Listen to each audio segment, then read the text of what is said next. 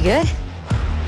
Thank you. From the iconic vault heist of Fast 5 to the rocket car in space in F9, this franchise has a Fast and Furious habit of defying reality. So today on ScreenRant, let's take the road less traveled. Here are 4 aspects of the Fast and Furious franchise that are actually realistic. People running across their falling surroundings is a common trope in action, and one of the best examples of this trope is in Furious 7. Much like many of the stunts in the Fast and Furious movies, this one seems impossible, but in reality, a trained stuntman practically performed the stunt in real life. Apart from being one of the best stunts featuring Brian O'Connor, this one is also highly memorable because it's actually plausible, and it's not the only realistic Furious 7 stunt. Arguably the most epic stunt in the franchise at the time, Furious 7 saw Dom's crew dropping several vehicles safely on the ground by using massive parachutes. And though this looks impossible to pull off, the size of the parachutes and the minimal wind speed actually makes the stunt realistic. The only problem is that most, if not all, of the cars would have gone off course, not just Roman, as there would have been no way to steer during their descent.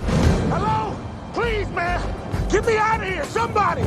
No, retrieve! Nonetheless, as Fast and Furious action set pieces go, it's a pretty realistic stunt. With these out of the way, let's get into the more general aspects of the franchise. From the first Fast and Furious movie to the last, nitrous oxide is part and parcel of these films. And although the effects of NOS are often exaggerated, most of these scenes actually get it right. An affordable way for real-life racers to push their cars to the limit. A sudden injection of NOS burns fuel at a faster rate, giving the engine more power for a short amount of time. When used correctly, NOS poses minimal to no risk of damaging car engines. So just like racers in real life, the Fast and Furious cast knows exactly how to use NOS. It certainly helps that the crew often consults real street racers. And this leads us to this next item. Tokyo Drift not only presented a drastic shift from the main narrative, but also popularized the art form of drifting. And while it can be argued that Tokyo Drift protagonist Sean learned to drift too quickly, every drifting scene in the movie was actually performed by professional racers. In fact, two-time Le Mans winner and real-life drift king of Japan, Kiichi Tsuchiya, was often the one behind the wheel. Indeed, though the franchise isn't known for realism, it does often strive for authenticity.